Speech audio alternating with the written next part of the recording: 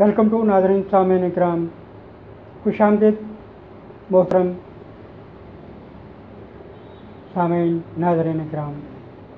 दुआ गो हूँ अल्लाह ताला की ज़ात हम सब से अपनी रहमतों का नज़ूल फरमाए, हम सब को अतिउल्लाह व अतिउर रसूल पे अमल पैरा होने की तौफ़ीक़ अता फरमाए और अपने प्यारे और आखिरी नबी रसूल ख़ातमुन नबीयीन हज़रत मोहम्मद मुस्तफ़ा सल्लल्लाहु अलैहि वसल्लम की शरीयत पे पूरा अमल करने की तौफ़ीक़ अता फरमाए। हर किस्म की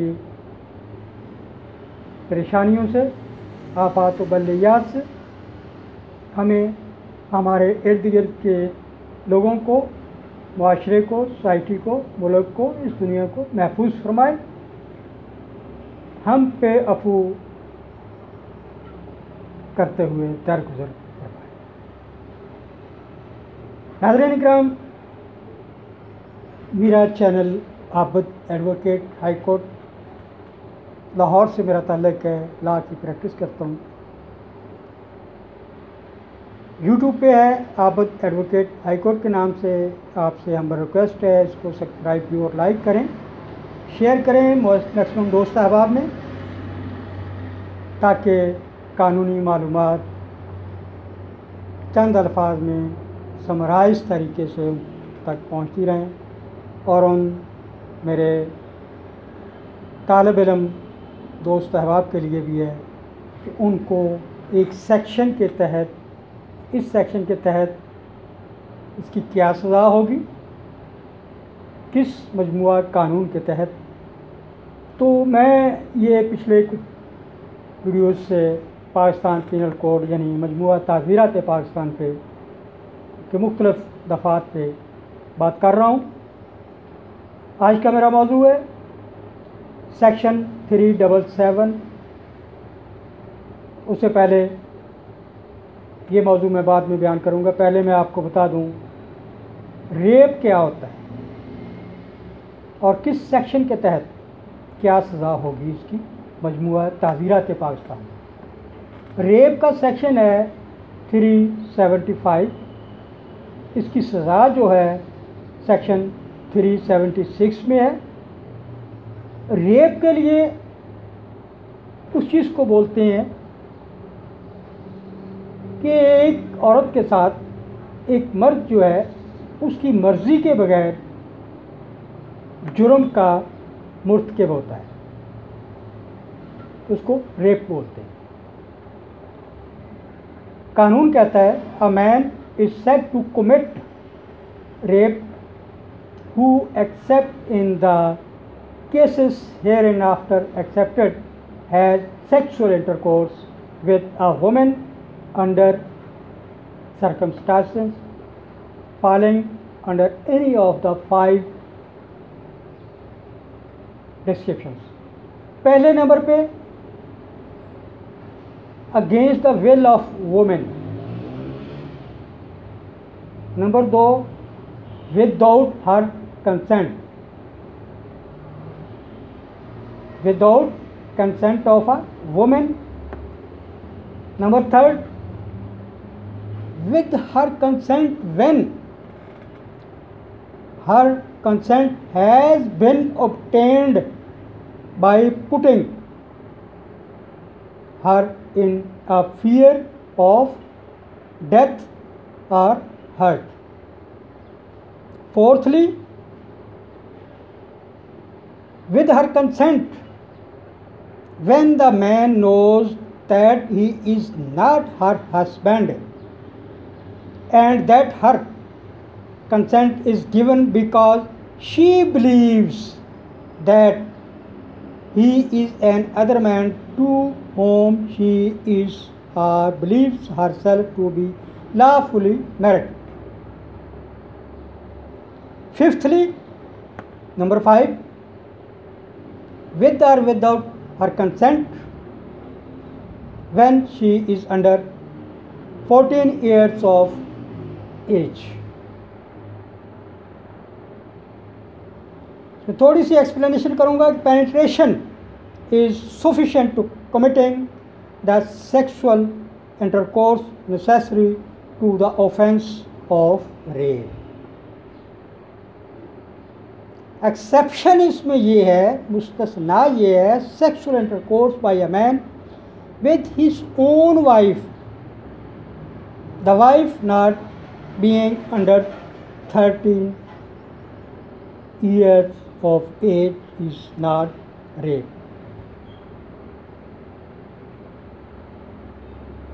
Punishment: whoever committing rape shall be punished with punishment for life, umr kaid, or with imprisonment of either description for a term which may extend 10 years, and shall also be liable for fine unless the woman raped is his own wife and she is not be liable to fine unless a woman raped is his own wife and is not under 12 years of age, in which case he shall be punished with imprisonment of either description for a term which may extend to 2 years, or with fine, or with both. नाज़रीन किराम, rape किसी औरत की मर्ज़ी के ख़िलाफ़ उसके साथ नाजायज़ जिनसी ताल्लुकात कायम करने का नाम है। उस औरत की मर्ज़ी उसमें शामिल नहीं है, नंबर 1। नंबर 2, ना उसकी ख्वाहिश थी। नंबर 3, उसकी ख्वाहिश को हासिल किया गया खौफ और मार देने के, सख्त ज़रबात पहुँचाने के डर की वजह से वो डर गई है तो उसको मार दिया जाएगा, उसके साथ जुल्म किया जाएगा, नुकसान पहुँचाया जाएगा उसको, अगर उसने उस मुजरिम के साथ ये फेल ना किया, वो भी रेप के ज़ुमरे में आएगा। या वो उसकी मर्ज़ी है मगर वो that he is not his her husband, धोखे से उस औरत को रात के अंधेरे में पता नहीं चला, वो सोई हुई है, उसने समझा उसका अपना खामद है, वो मुजरिम उसके साथ रेप कर देता है, मगर औरत ने इसलिए रेजिस्टेंस नहीं की, मुदाफ़त नहीं की कि वो समझ नहीं सकी कि उसका ये खामद है या कोई और है। नंबर 5, अगर वो 14 साल से कम डर गई है, बची है और मुजरिम ने उसके साथ ज़्यादती कर डाली तो वो भी रेप कहलाएगा। सज़ा इसको मैंने बताई है आपको कि अगर मुजरिम की वो कुछ नहीं लगती और वो ज़बरदस्ती उसके साथ उसने वो जिस्मानी ताल्लुक़ कायम किया है, उसको उम्र भर कैद भी हो सकती है। नंबर 2, 10 साल की सज़ा भी हो सकती है, उससे कम भी हो सकती है, जुर्माना भी हो सकता है, सज़ा में कमी बेशी भी हो सकती है।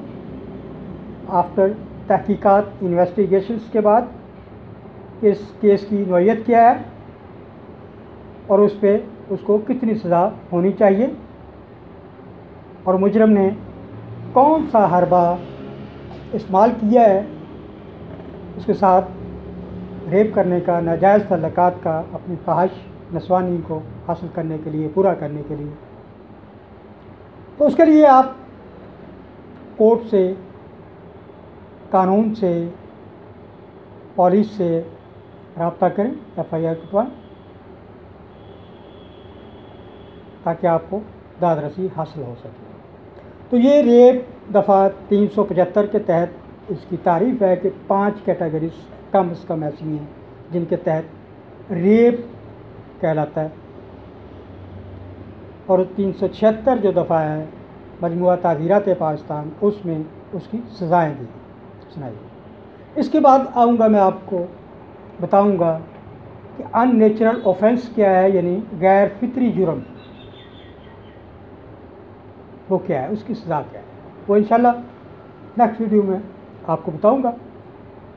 दोबारा आपको याद दहानी रिक्वेस्ट जो मैंने की है आपसे करवाऊँ कि मेरे चैनल आबद एडवोकेट हाई कोर्ट को सब्सक्राइब भी और लाइक करें, शेयर करें मैक्सिमम दोस्त अहबाब में, किसी भी किस्म की आपको टैक्स के हवाले से हो, कारोबार के हवाले से हो, घरेलू मसले मसाइल हों, जायदाद का हो, नकाब या दिशात तलाक का हो, सिविल, क्रिमिनल, फौजदारी, दीवानी मुकदमात हों, कत्ल, डकैती हो, चोरी हो, FIR हो, पुलिस हो, अदालतों कचहरी हो, किसी भी किस्म के मसले मसाइल हो तो आप मुझसे रब्ता कर सकते हैं। मेरा नंबर, ईमेल वीडियो के लिंक में डिस्क्रिप्शन में लिखा हुआ है।